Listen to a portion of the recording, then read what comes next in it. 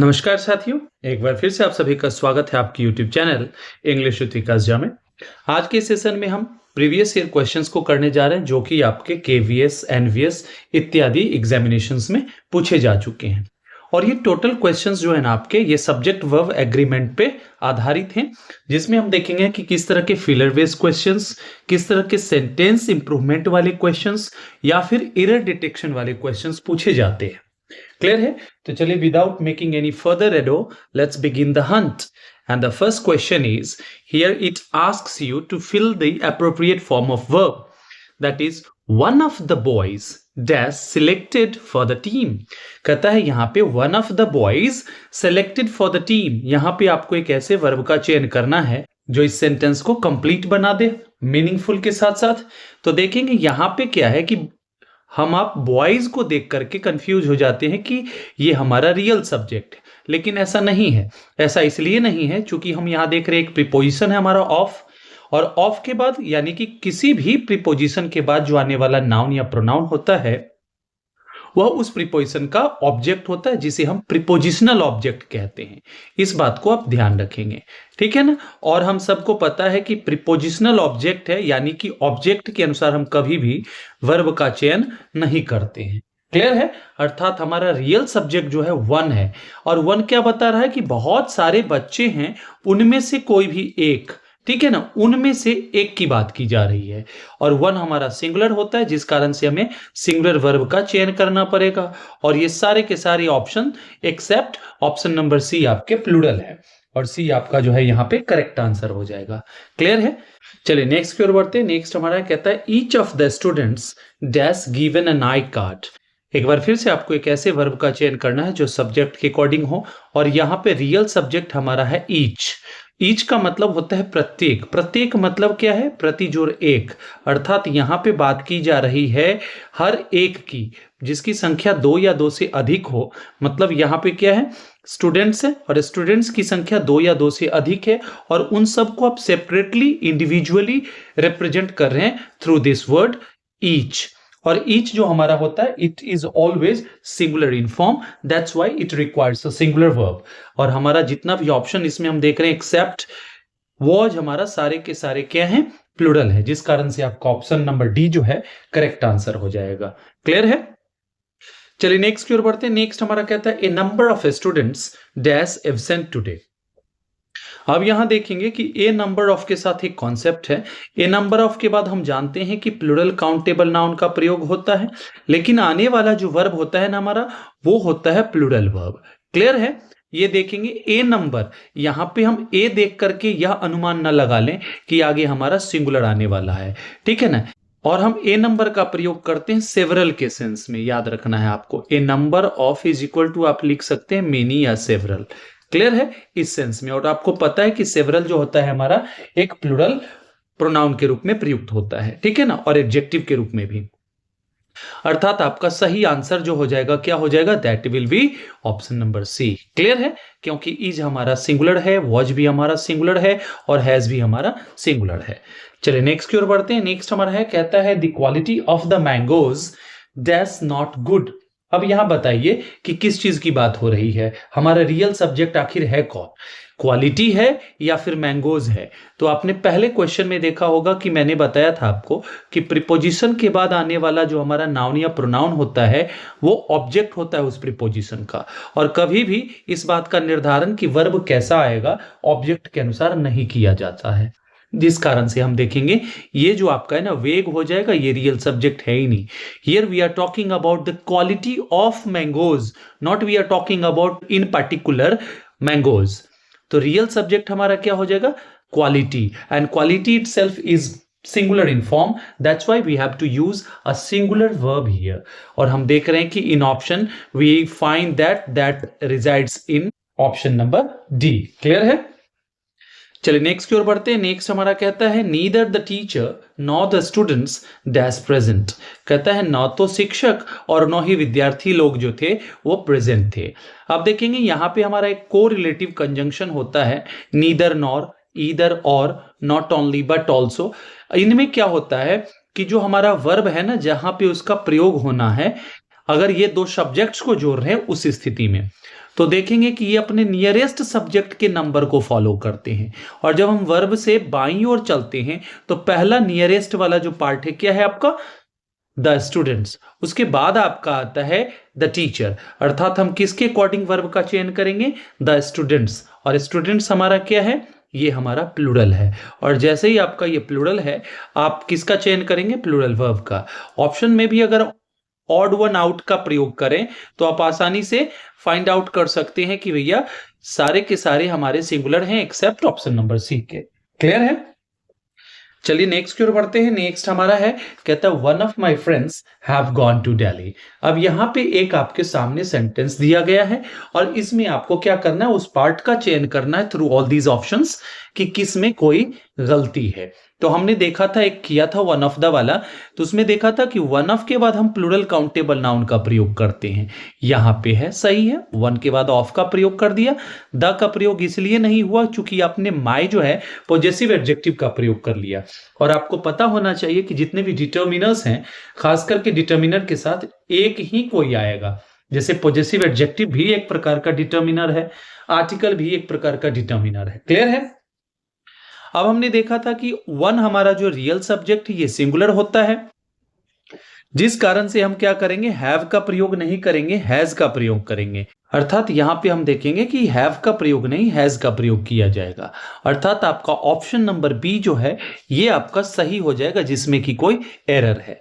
क्या होना चाहिए, हैज गॉन टू दिल्ली होना चाहिए, लेकिन क्या है, हैव गॉन। अर्थात आपका ऑप्शन नंबर बी जो है करेक्ट आंसर हो जाएगा। क्लियर है? चलिए नेक्स्ट की ओर बढ़ते हैं। नेक्स्ट हमारा है, कहता है the list of items are on the table. ये आपके केवीएस 2020 का क्वेश्चन है।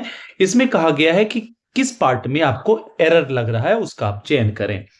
कहता है the list of items, we are talking about the list which contains different types of articles, different types of items. So here items is not necessarily required for your subject. Your real subject is the list. और उस list के अंदर आपने बहुत सारी चीजें बना रखी हैं, आइटम्स को मेंशन कर रखा है। तो यहां पे जो इंपोर्टेंटली सोचना क्या है कि भैया हमारा रियल सब्जेक्ट है द लिस्ट, और इसके अकॉर्डिंग हम वर्ब का चयन करेंगे। और ये सिंगुलर है तो हमारे पास क्या होना चाहिए, इज होना चाहिए। अर्थात आर जिस पार्ट में दिख रहा है वो आपका एरेनियस हो जाएगा। अर्थात ऑप्शन नंबर बी आपका करेक्ट आंसर हो जाएगा। क्लियर है? चलिए नेक्स्ट की ओर बढ़ते हैं। नेक्स्ट हमारा है, कहता है each of the players were awarded a certificate. एक बार फिर से देखेंगे, एनवीएस 2021 का क्वेश्चन है। कहता है each of the players. Each का अगर प्रयोग सब्जेक्ट के रूप में किया जाए तो दो स्थिति है। एक तो हम देखेंगे कि ईच के जस्ट बाद आपको नाउन प्रयोग में लाना है, उस स्थिति में सिंगुलर काउंटेबल नाउन आएगा और वर्ब हमारा सिंगुलर आएगा, एक है। दूसरा हो जाएगा हमारा ईच यदि है, इसके बाद हम ऑफ का प्रयोग कर देते हैं या द या माई का प्रयोग जो भी है, उसके बाद देखेंगे प्लूरल काउंटेबल नाउन आएगा, लेकिन वर्ब स्टिल क्या होगा, आपका सिंगुलर होगा। क्लियर है? एक और स्थिति है, यदि ईच का प्रयोग हो, इसके बाद ऑफ देखने को मिल रहा है और इसके बाद कोई प्रोनाउन यूज करना है, तो यहां पे देखेंगे प्रोनाउन जो हो गया आपका वो होगा ऑब्जेक्टिव केस का, ये ध्यान रखना है। और फिर आपका जो वर्ब आएगा वो भी सिंगुलर आएगा। इन तीनों स्थिति में हम देख रहे हैं कि सिंगुलर वर्ब का प्रयोग किया जा रहा है, क्योंकि ईच से हम प्रत्येक का बोध कराते हैं, एक एक करके उसकी बात करते हैं, जिस कारण से वो क्या होता है, सिंगुलर होता है। अब यहां देख रहे हैं आपका वर्ब कहां है, यहां वर है जो कि क्या होना चाहिए, वाज होना चाहिए।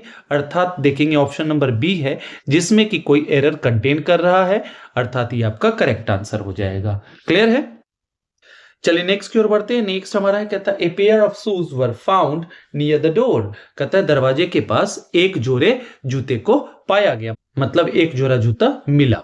अब देखिए, आप बताइए, शूज जो है ना हमारा, ये एक ऐसा नाउन है जो हमेशा प्लूरल फॉर्म में प्रयुक्त होता है, लेकिन यहां पे आप शूज की बात नहीं कर रहे हैं। शूज को यहां पे पेयर में डिनोट किया गया है, पेयर में रिप्रेजेंट किया गया है, और पेयर जो हमारा है सिंगुलर नाउन के रूप में कार्य करता है। अगर इसे प्लूरल बनाना है तो क्या करेंगे, पेयर्स कर देंगे, तब क्या होता है, two pairs, many pairs, several pairs, ठीक है ना, इस तरह से आप बनाते।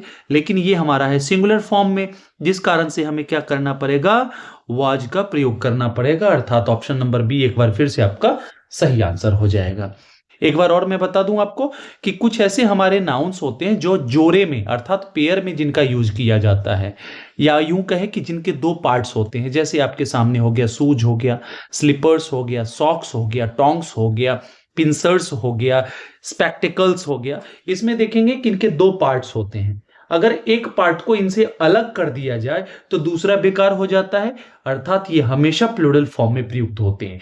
ट्राउजर्स हम लोग जैसे बोलते हैं ट्राउजर, गलत है, ट्राउजर्स होता है। जीन्स होता है, हमेशा प्लूरल में यूज होता है, ठीक है ना। पैंट्स होता है। और मैं आपको एक जानकारी दे दूं, पैंट्स जो होता है ना, ये आपको पता है ये कॉन्ट्रैक्टेड फॉर्म है। इसका फुल फॉर्म क्या होता है पता है? ये होता है पेंटालून्स।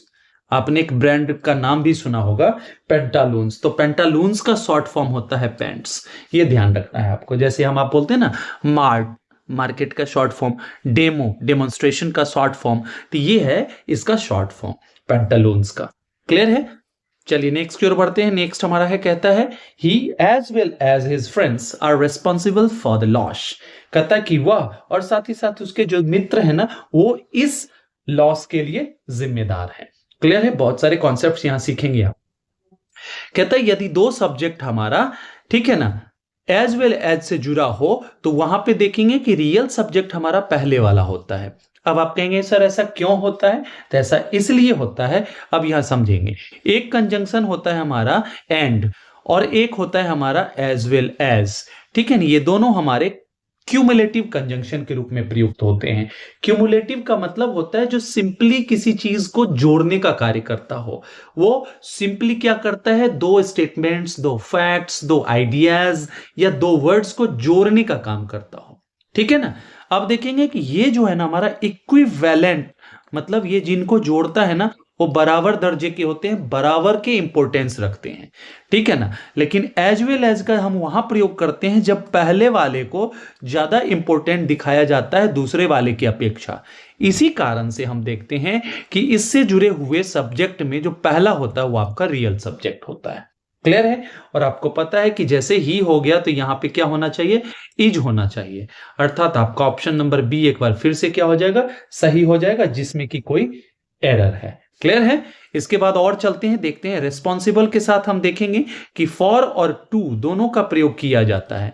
फॉर का जब आप प्रयोग करते हैं तो किसी चीज के लिए, मतलब कोई रिस्पॉन्सिबल है किसी चीज के लिए, किसी एक्ट के लिए, किसी एक्शन के लिए, तब हम फॉर का प्रयोग करेंगे। और जब किसी पर्सन के बिहाफ पर आप बात कर रहे हैं या पर्सन के लिए बात कर रहे हैं, इन दैट केस क्या होता है? रिस्पॉन्सिबल टू का प्रयोग किया जाता है।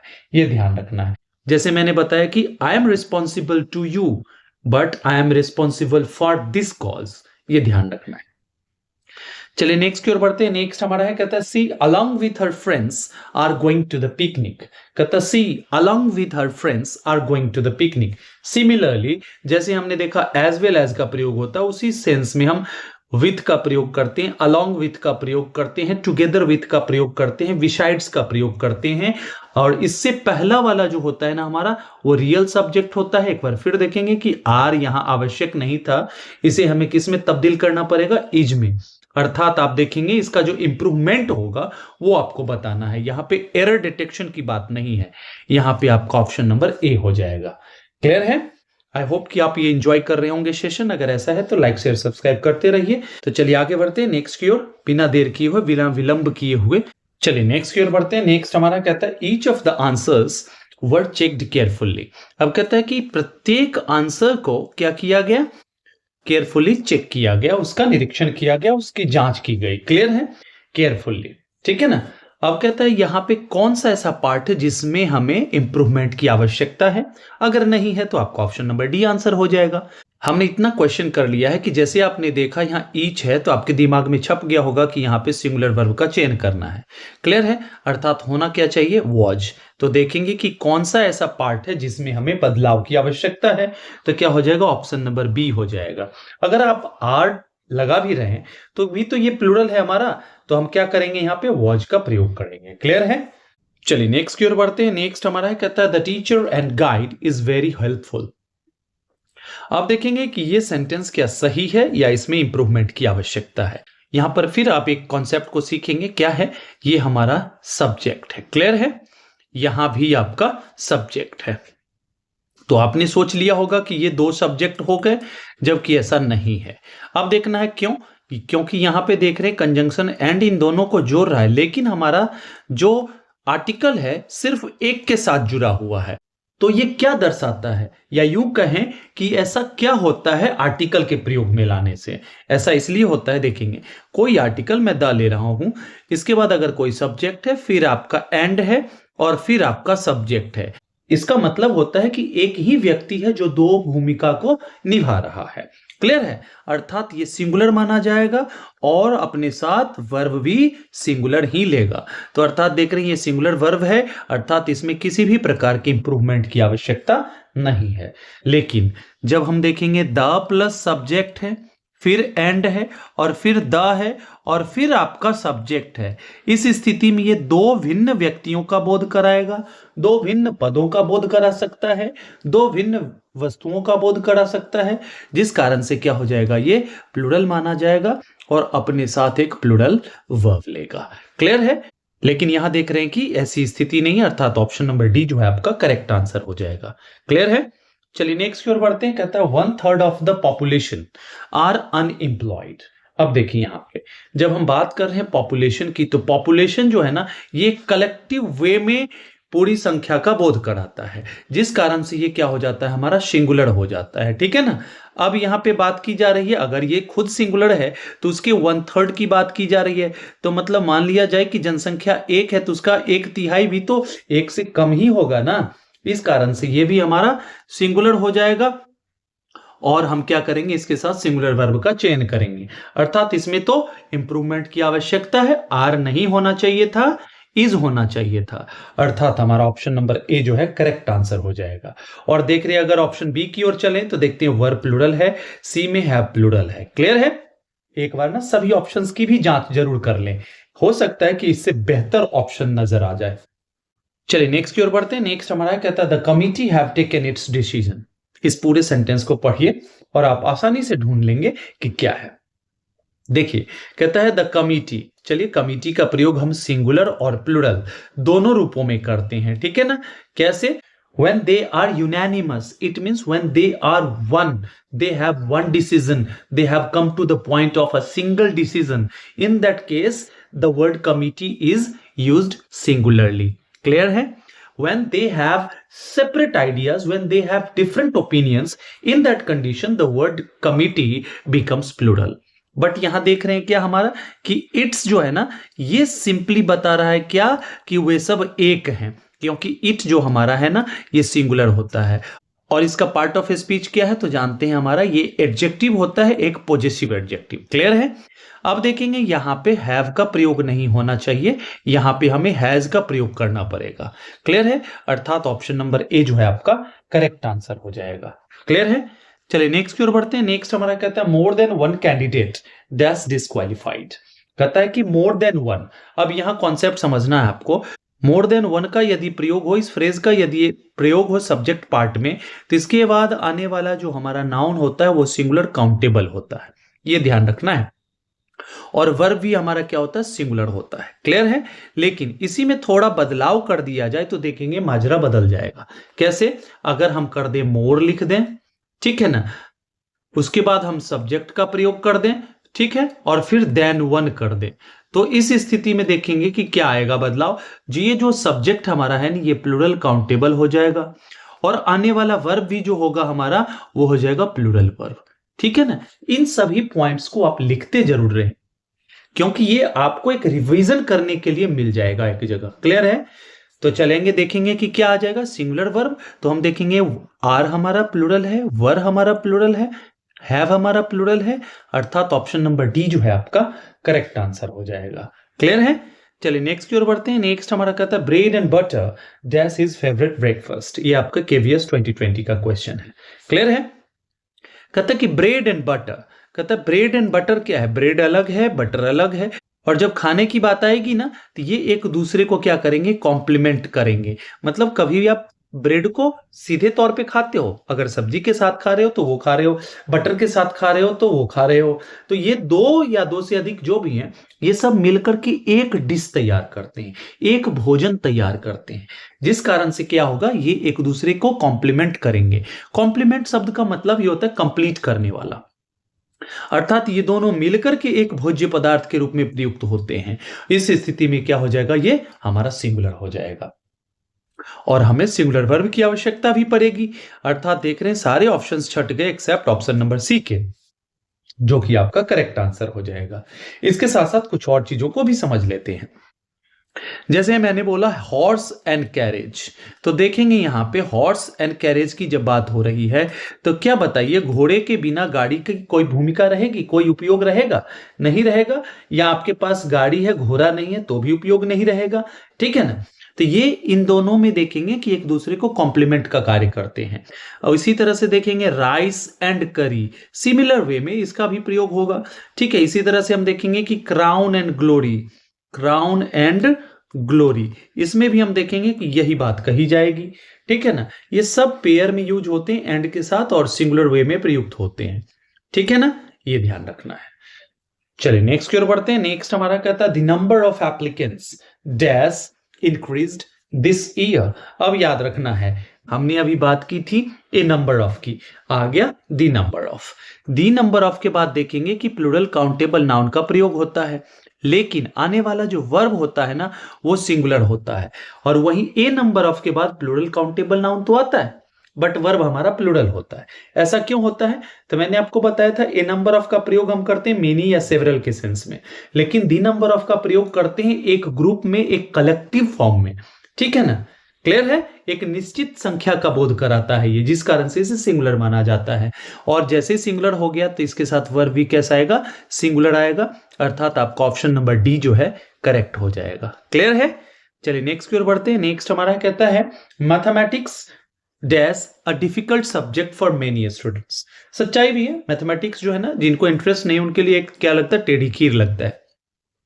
कहता है कि मैथमेटिक्स जो है ना एक सब्जेक्ट के तौर पे यहां प्रयुक्त हुआ है, जिस कारण से देखेंगे कि ये सिंगुलर रूप में प्रयुक्त होगा और हमें एक सिंगुलर वर्ब की आवश्यकता होगी, जो कि आपके ऑप्शन नंबर सी में है। चलिए दो तीन कॉन्सेप्ट को मैं अभी समझाता हूं सब्जेक्ट को लेकर के।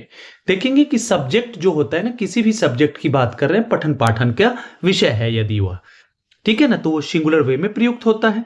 दूसरा पॉइंट कि इसके पहले किसी भी प्रकार के आर्टिकल का प्रयोग नहीं किया जाता है। तीसरा पॉइंट, अगर इससे आप सब्जेक्ट के नॉलेज की बात करते हैं, जैसे मैंने बताया कि मेरी मैथमेटिक्स जो है ना बहुत अच्छी है, तो इस स्थिति में क्या होगा, यहां पे द भी लगेगा। जैसे हम बात कर लेंगे द मैथमेटिक्स ऑफ रोहन, ठीक है ना, इस तरह से बात कर लिया। अब ये हमारा प्लूरल हो जाएगा। पहले हमने देखा था कि द का प्रयोग नहीं किया जाता, तो यहां द भी देख लिया। पहले देखा था कि ये सिंगुलर वे में प्रयुक्त होता है, तो अब देखेंगे कि प्लूरल में प्रयुक्त होता है। क्लियर है ना? ये ध्यान रखना है। और दूसरी बात, यदि द नहीं है तो आप इसके पहले आप पॉजिटिव एडजेक्टिव का प्रयोग करेंगे, जैसे हमारा माय हो गया, योर हो गया, हीज हो गया, हर हो गया, इस तरह से। ठीक है ना, उस स्थिति में भी क्या होगा, ये प्लूरल होगा। क्लियर है? आई होप कि आपको ये कॉन्सेप्ट बहुत ही रोचक लगा होगा। अगर ऐसा है तो बस लाइक कर दीजिए। चलिए नेक्स्ट की ओर बढ़ते हैं, जो कि आज के सेशन का लास्ट क्वेश्चन भी है। कहता है none of the information that's correct. अब यहां पे समझना है दो तीन कॉन्सेप्ट को फिर से। क्या? तो देखेंगे सबसे पहली बात कि नन का मतलब क्या होता है। तो नन एक कॉन्ट्रैक्शन के रूप में इसे याद कर लें आप, नो वन बराबर नन। ठीक है ना, एक चीज तो हमारा ये हो गया, सिंगुलर वे में प्रयुक्त होता है। ठीक है ना, अब देखेंगे दूसरा, नन का प्रयोग जब हम करते हैं ना, तो याद रखना है जब ऑप्शन जो है ना आपका दो से अधिक हो, दो से प्लस हो, और उसमें से किसी भी एक की बात नहीं कर रहे हैं, उस स्थिति में नन का प्रयोग किया जाता है। आपने मल्टीपल चॉइस वाले क्वेश्चंस में देखा होगा कि एक में है कुछ ऑप्शन, दूसरे में कुछ, और तीसरे में कुछ, और चौथा में लिखा रहता है नन ऑफ द एबव। आपने कभी गौर किया है कि नन का प्रयोग क्यों किया गया है? आपने ऐसा भी देखा होगा कि ऑप्शन ए में कुछ लिखा हुआ है, बी में लिखा हुआ है, और सी में दे दिया है नीदर ए नॉर बी, ऐसा देखा होगा। तो नीदर का प्रयोग करते हैं, दो में से कोई भी एक नहीं है उसके लिए। और नीदर के प्लूरल के रूप में क्या काम करता है, दो से ज्यादा की संख्या का बोध कराने के लिए नन का प्रयोग किया जाता है। क्लियर है। अब देखेंगे कि नन के आगे आया है इंफॉर्मेशन। इंफॉर्मेशन हमारा क्या होता है, ये अनकाउंटेबल नाउन के रूप में प्रयुक्त होता है। क्लियर है। और हम सबको पता है कि अनकाउंटेबल नाउन्स जो होते हैं हमेशा सिंगुलर फॉर्म में प्रयुक्त होते हैं, एक्सेप्ट सम कंडीशंस। कुछ हमारे ऐसे कंडीशंस होते हैं जहां पे उनका प्लूरल बना सकते हैं। क्लियर है ना। तो ये क्या हो जाएगा हमारा, ये आया किसके लिए, तो इंफॉर्मेशन के लिए। इस नाउन के लिए, नाउन के लिए प्रयुक्त हो रहा है तो प्रोनाउन हो जाएगा, इसका पार्ट ऑफ स्पीच। क्लियर है। ये हमारा सिंगुलर हो जाएगा, जिस कारण से हमें सिंगुलर वर्ब की आवश्यकता पड़ेगी। तो ऑप्शन की ओर चलें तो देखते हैं, पहला आर प्लूरल है, दूसरा वर्ब प्लूरल है, तीसरा हमारा क्या है, हैव, ये भी प्लूरल है। अर्थात आपका ऑप्शन नंबर डी जो है यहाँ पे करेक्ट हो जाएगा। क्लियर है। आई होप कि आपको ये सेशन बहुत ही बेहतरीन लगा होगा। अगर ऐसा है तो बस उत्साहवर्धन के तौर पे लाइक शेयर सब्सक्राइब कर दीजिए और कमेंट में जरूर बताइए कि आपको ये सेशन कैसा लगा। क्या वो पार्टिकुलर पार्ट था जहां पे आप बहुत ज्यादा इंगेज्ड फील किए और वो पार्ट आपको इंफॉर्मेटिव लगा, ताकि मेरा भी उत्साहवर्धन होता रहे। चलिए, till the time we meet next, happy learning and keep evolving. See you in the next video. Thank you so much.